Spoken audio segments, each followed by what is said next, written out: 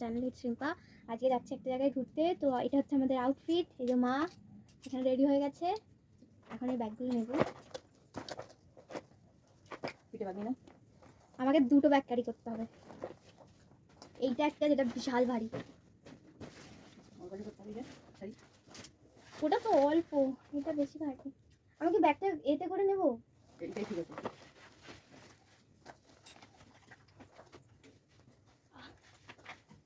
লাইটটা অফ করে দিলে? তো আমি নিয়ে নিয়েছি bag and I am ready. চলো যেতে যেতে দেখা হচ্ছে। তারপর আমরা এখানে এক মায়ের মন্দির দর্শন করে যাচ্ছি আরেক মায়ের মন্দিরে দর্শন করতে।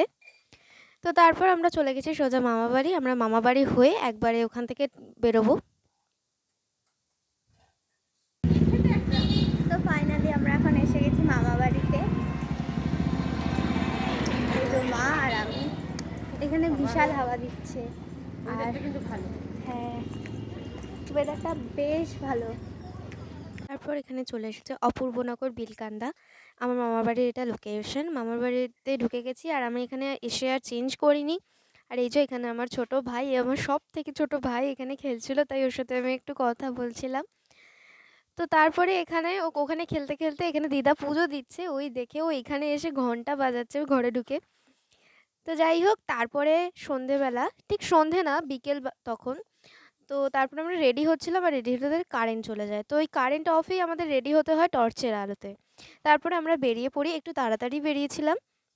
এখানে দেখতে পাচ্ছ 9:27, ততক্ষণে আমরা চলে এসেছি স্টেশনে। আর আমাদের গাড়ি ছিল 10:05-এর গাড়ি। তো তারপরে এখানে আমরা বসে আছি। আমাদের নামিয়েছিল ট্রেন হচ্ছে 10 নম্বর প্ল্যাটফর্মে আর আমাদের গাড়ি ছিল 11 নম্বর প্ল্যাটফর্মে, তো পাশেই। তো ওই জন্য আমরা এখানে সবাই মিলে বসে আছি। গাড়ি তখনও অ্যানাউন্স করেনি যে স্টেশনে ঢুকছে।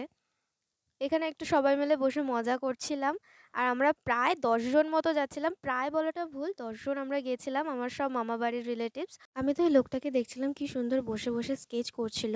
তারপরে দেখতে দেখতে আমাদের 11 নম্বর প্ল্যাটফর্মে ট্রেন ঢুকে গেছে আর আমরা গিয়েছিলাম গৌড় এক্সপ্রেসে করে। তারপর আমরা জায়গাগুলো ঠিকঠাকভাবে বসে এসে আমি আর মাসি একটু বেরিয়েছিলাম চারিদিকটা ঘুরে দেখার জন্য কোন কম্পার্টমেন্টে কেমন ভিড় হয়েছে। তো তারপরে ঘড়িতে তখন বাজে 10:09 আর 10:05-এর গাড়ি টাইম ছিল, কিন্তু 10:09-তে ছেড়েছে শিয়ালদা প্ল্যাটফর্ম থেকে, গাড়ি তখন ছেড়ে দিয়েছে।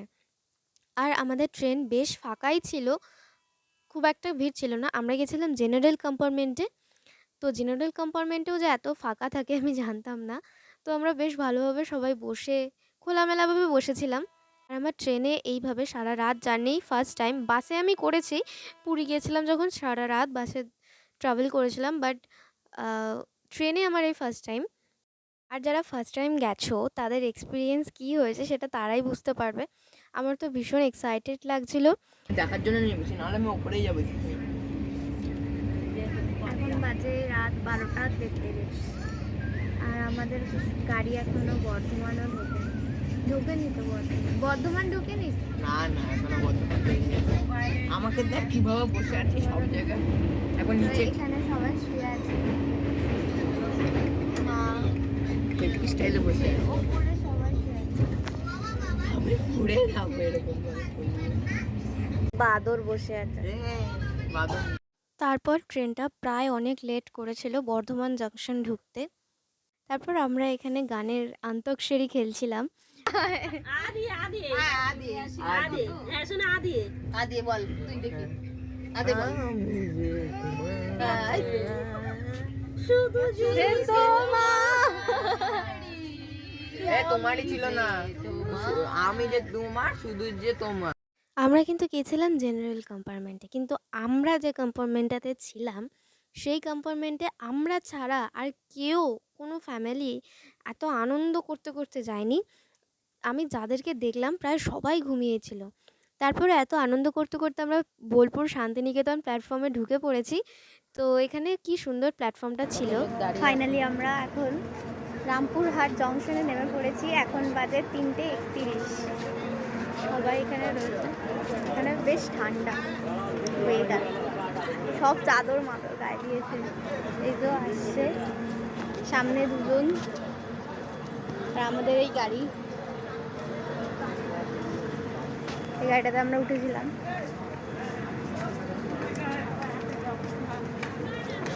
ঘড়িতে টাইম প্রায় 3:30 মতো আমি বললাম। তো এখন প্রায় ভোরের কাছাকাছি, ভোর হতেই যায়।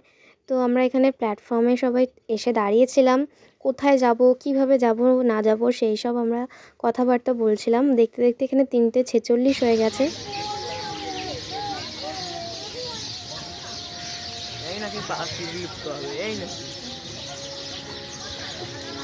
এখান থেকে অটো রিজার্ভ করে আমরা চলে গেছিলাম মন্দিরের সামনে। ওখান থেকে ভারত সেবাশ্রমের ঠিক অপোজিটে একটা রুম ভাড়া নিয়েছিলাম, যেটা ডাবল বেডের ছিল আমাদের 10 জনের জন্য। তারপর হোটেলে ঢুকে ফ্রেশ হয়ে স্নান টান করে তারপরে এখানে রেডি হয়ে বেরিয়ে পড়েছি, কারণ ভোর হয়েই গেছে আর আমরা বেরোতে বেরোতে প্রায় 6টা কি 7টা মতো বেজে গিয়েছিল। আমি এখানে শাড়ি ঠাড়ি পরে রেডি হয়ে গেছি, আর আমাদের হোটেলটার নাম ছিল পঞ্চানন ভবন এটা। আর একদম ভারত সেবাশ্রমের অপোজিটেই ছিল, একদম কাছেই। আরেকটু কাছে হলে হয়তো ভালো হতো, কিন্তু যাই হোক ঠিক আছে। তো এখানে আমরা সবাই রেডি হয়ে গেছি, আর আমাদের কিন্তু সারা রাত ঘুম হয়নি, আর এখনও আমাদের চোখগুলো পুরো জ্বালা জ্বালা করছে। তারপরে মন্দিরে এসে এখানে মালা কিনে নিয়েছি, তারপর ডালা। আর এখানে লাইনটা একবার জাস্ট দেখো, প্রচুর লাইন ছিল, ধারণারও বাইরে। আমরা প্রায় 3 থেকে 4 ঘন্টা লাইনে দাঁড়িয়েছিলাম, আর 3 থেকে 4 ঘন্টা লাইনে দাঁড়িয়ে এক তো আমরা ঘুমাইনি, তার মধ্যে আমরা সবাই লাইনে দাঁড়িয়ে আমাদের অবস্থা ভীষণ খারাপ হয়ে গিয়েছিল। যদিও এখন তারাপীঠে লাইনে দাঁড়াতে দাঁড়াতে তোমরা বসতে পারবে, এমন সিস্টেমও ওখানে করেছে। সে যাই হোক, কতক্ষণই বা বসবে। আর লাইনে দাঁড়িয়ে আছি বলে যে ভিডিও বা কোনো ফটো তুলবো না তা নয়, অনেক ফটোও তুলেছি, ভিডিও করেছি, সে ভিডিওগুলো পোস্ট করেছি, তোমরা দেখো শর্টসে। তারপরে ফাইনালি মন্দিরের ভেতরে আমাদের পুজো দেওয়া হয়ে গেছে, এবং চারিদিকটা আমরা একটু ঘুরে দেখছিলাম। তো এখানে ভালোভাবে আমি ভিডিও টিডিও বা ছবিও তুলতে পারিনি, কারণ প্রচুর ভিড় ছিল। আর আমরা যেহেতু ভালোভাবে খাইনি বা আমাদের রাত্রে ঘুম হয়নি, ওই জন্য শরীরটাও আর ভালো লাগছিলো না। আর এখানে দেখো প্রচুর রোদ, আমি তো পুরো ঘোমটা দিয়ে দিয়েছিলাম। তারপরে এখানে চলে এসেছিলাম একটা হোটেলে। আমরা লাস্ট খেয়েছিলাম 6:30, বাড়ি থেকে ভাত খেয়ে বেরিয়েছিলাম। তারপরে ট্রেনে খেয়েছিলাম, যদিও ট্রেনে ওই বিস্কুট টিস্কুট খেয়ে আর কতক্ষণই বা থাকা যায়। তো এখানে আমাদের প্রত্যেকের প্রচণ্ড খিদে পেয়ে গিয়েছিলো। আমরা হালকা খাবার খেয়েছিলাম, যেহেতু আমরা পুজো দিয়েছিলাম সেই জন্য এখানে সবজি ভাতই নিয়েছিলাম। খেয়ে দিয়ে তারপরে এখানে চলে এসেছি হচ্ছে শ্মশানের চারিদিকটা একটু ঘুরে দেখতে। এই নিয়ে আমি 3বার এলাম তারাপীঠে। একদম ছোট অবস্থায় একবার এসেছিলাম, তারপরে একটু বড়, আর এখন প্রায় বড়। তো যখন আমি সেকেন্ড বার এসেছিলাম, ছোটোবেলাটা তো আর কিছু মনে থাকে না, তো সেকেন্ড বারেরটা কিছু কিছু মনে আছে। তখন দাদু মামা দিদার সাথে এসেছিলাম। তো তখন যেরকম দেখেছিলাম, এখন তারাপীঠটা অনেকটা, খুব একটা না হলেও কিছুটা পাল্টে গেছে। তো চারিদিকটা, এই শ্মশানের দিকটাও কিছুটা পাল্টেছে। আর সেবারে আমরা শ্মশানে এসেছিলাম সন্ধেবেলা, আর এবারে যদিও সকালবেলা এসেছি, তাই জন্য খুব একটা ভয় তো কিছু নেই শ্মশানে, কিন্তু মনে হয় যে হ্যাঁ শ্মশানে যাচ্ছি। তো আমরা ওখানে বেশিক্ষণ দাঁড়াইনি, এমনি একটু চারিদিকটা ঘুরে চলে এসেছিলাম। তারপরে আমাদের ভারত সেবাশ্রমের সামনে একটা মন্দির ছিল, ওই মন্দিরটা একটু ঘুরে নিয়েছিলাম। ভারত সেবাশ্রমের সামনে ছিল, তারপরে একটু এগিয়ে গিয়েও আরও দুটো মন্দির ছিল।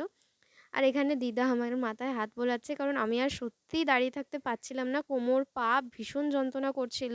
আর সত্যিই ভালো লাগছিল না, মনে হচ্ছিল কখন আমি হোটেলে ঢুকবো। 2000 years later. হোটেল রুমে এসে 2 ঘন্টার রেস্ট নেওয়ার পর আমরা আবার রেডি হয়ে গেছি 7টা মন্দির দর্শন করতে যাওয়ার জন্য। হ্যাঁ, আমরা যে হোটেলটা নিয়েছিলাম তার সামনেই টোটো লাইন দিয়ে দাঁড়িয়েছিল, ওখান থেকে আমরা টোটো রিজার্ভ করি আমাদের মতো কম সম করে। ওরা তো ভীষণ ভাড়া বলছিল, তো যাই হোক কোনো রকমে একটু কম সম করে ভাড়া কমিয়ে আমরা যাই 7খানা মন্দির দর্শন করতে। কিন্তু ওয়েদার আমাদের সাথে সাথ দেয়নি, এখানে ভীষণ পরিমাণে বৃষ্টি পড়ছিল। আমরা ফার্স্ট মন্দির জগন্নাথের মন্দির দর্শন করতে এসে মন্দিরের ভেতরেই আটকে গিয়েছিলাম। ওখানে প্রায় আধ ঘন্টা কাছাকাছি আমরা বসেছিলাম, কারণ এত জোরে বৃষ্টি পড়ছিল। তারপরে বৃষ্টিটা একটু থামাতে আমরা চলে এসেছি আবার কয়েকটা মন্দিরে, আর আমি ওখানে সবকটা মন্দিরের ভিডিও করিনি, শরীর আর সায় দিচ্ছিল না, সেই কারণে আর করা হয়নি মন্দিরে। কিন্তু আমরা 7খানা মন্দির ঘুরেছিলাম। ঘোরার পর এখানে আমরা আবার হোটেলের দিকে রওনা দিলাম। আর আমরা ওই রাত্রে ট্রেন ধরে বাড়ি চলে এসেছি। আমরা ওখানে আর হোটেলে এক রাত্রিরও থাকিনি।